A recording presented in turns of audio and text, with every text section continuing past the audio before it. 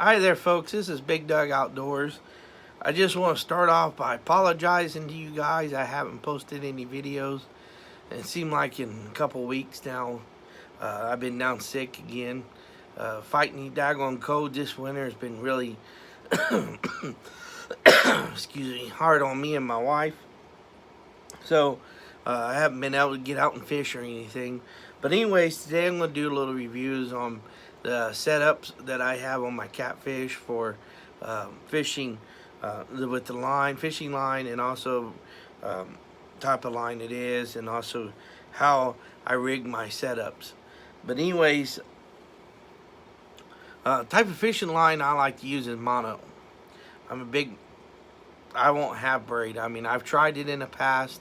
I'm not that type of person that says, oh, that's a piece of crap, I ain't going to work with it.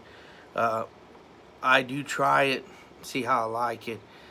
To me, it eats your eyes up a lot worse. You know, I know people say, and some people say, oh, no, it don't, no, it don't. Oh, yes, it does. It does, trust me, I promise. And not only that, it's just, once you get, let's say, 30-pound braided line on there, you hit a 60-pound fish on your pole, it just snaps like a twig. It's real simple. It is easy for a fish to snap it. In mono, when you get 30-pound mono, it'll stretch, and it's got a little give to it, so that makes it kind of nice as well.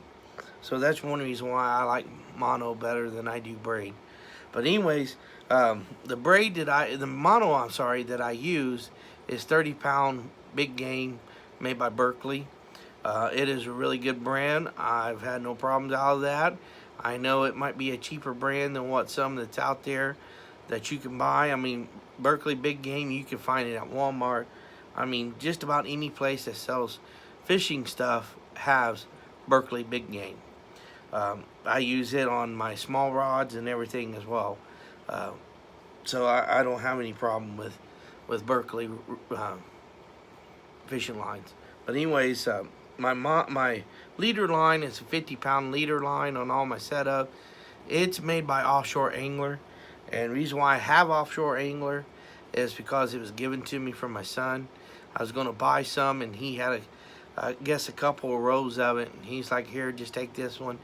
He'd been using it for a while, so he gave it to me, and that's what I used, the 50-pound test line. I like a heavier poundage with my leader line because as you know, catfish do have teeth. People say they don't. Well, they haven't been catfishing, that's for sure. But they do have teeth. It's not like a teeth that you would have on a shark or something like that, or even in our mouth. They are sharp, but they work like sandpaper. It's for gripping their bait. It's not for shredding their bait or tearing it up. It's basically, they got teeth like sandpaper, and it actually will tear up your 50-pound leaders after so many uses. So that's the reason why I use a heavier leader line for that purpose. But anyways, the first little setup I'm going to show you, it's a slip float, and I'll go in a little detail with it. This slip float here, I got my leader line, and you can see my leader line is little compared to the slip float.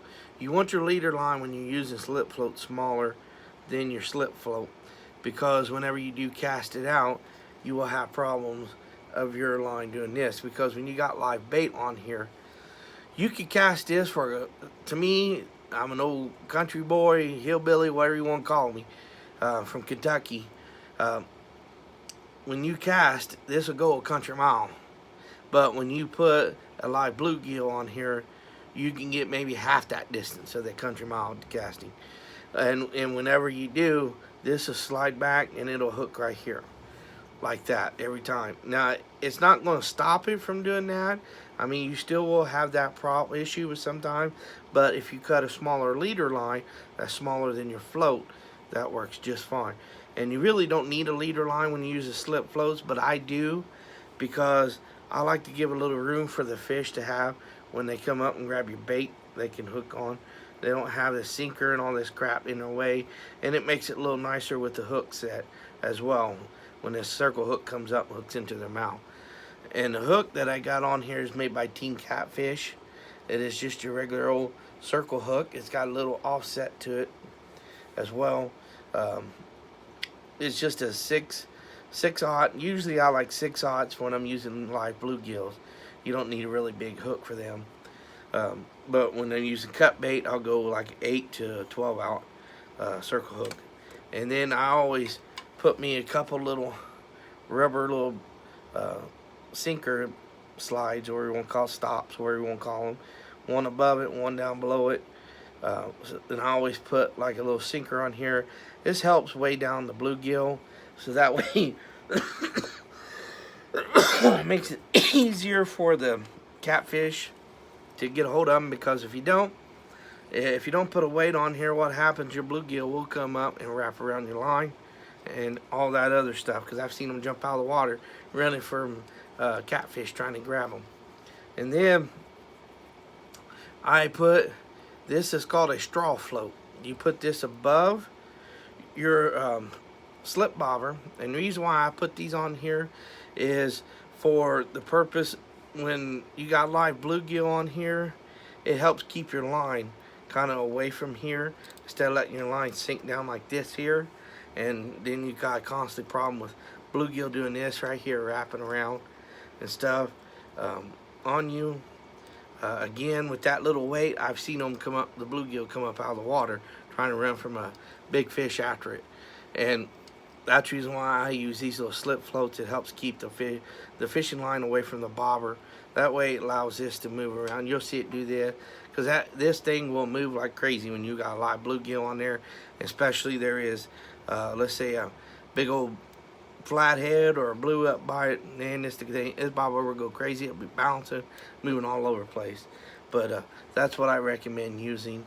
And I'll have to do a little episode on these little slip floats and stuff that I use, which ones I recommend. But that there's what I use.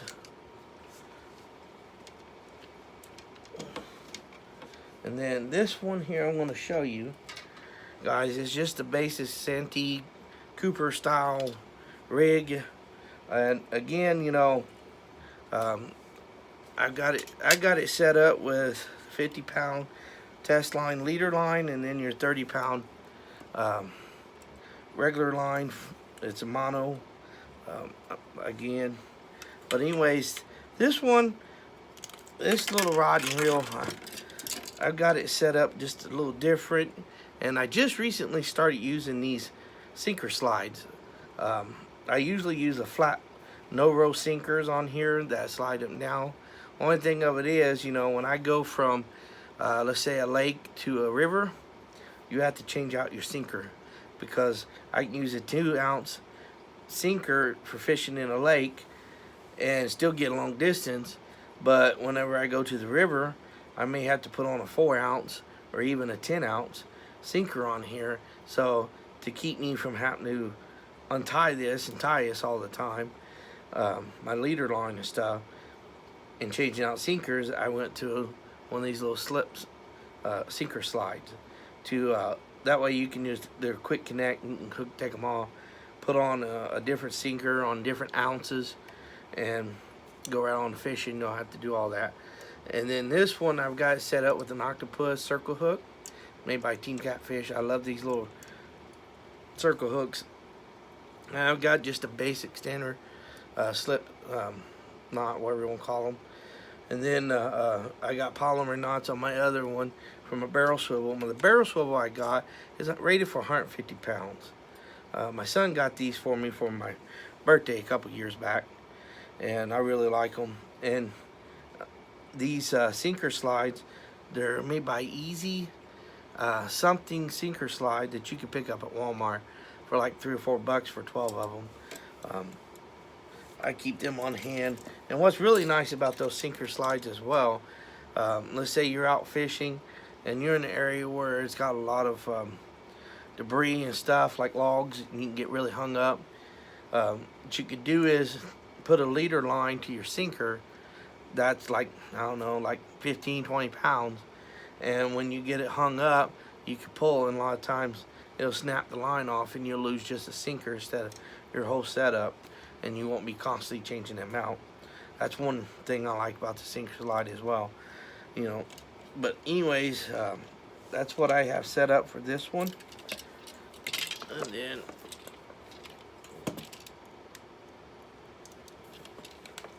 the next one, it's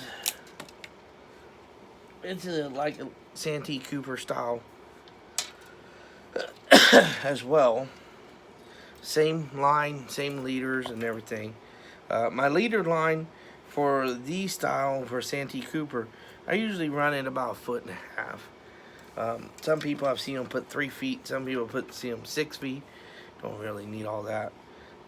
So, but I usually just put in like 1.5 feet to about 20 inches or so. But this one here, you know, same thing. Little sinker slide. I'm beginning to like these little rascals with a little bump stop, you know, rubber bump stop here from your sinkers and stuff.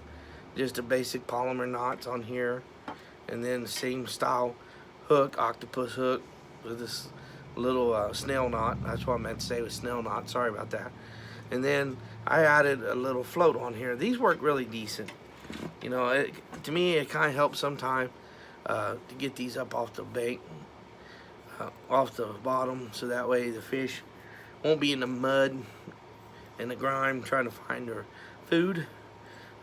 I think that works pretty good. I've got it set up where it's about 2 to 2.5 inches away from my hook, and the leader line I've only got it about a foot, a little bit over a foot long here. It works pretty good. Again, I got an 8-ounce an 8/0 sink hook. Sorry. Same barrel swivel, 150-pound rated. That's basically the way I've set my poles up. And this one also, you can put you a little rattler in here.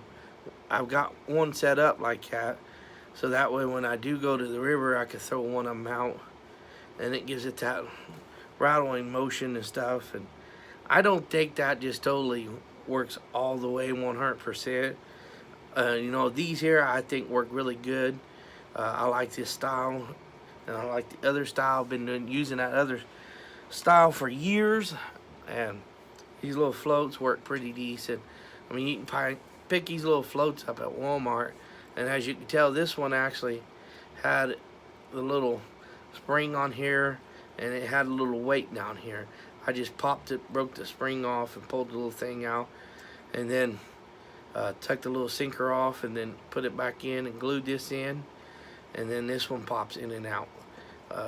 That way you can, and plus it's got little plastic things in here on the inside, so that way when the fish do grab it, they don't tear the styrofoam up that easy.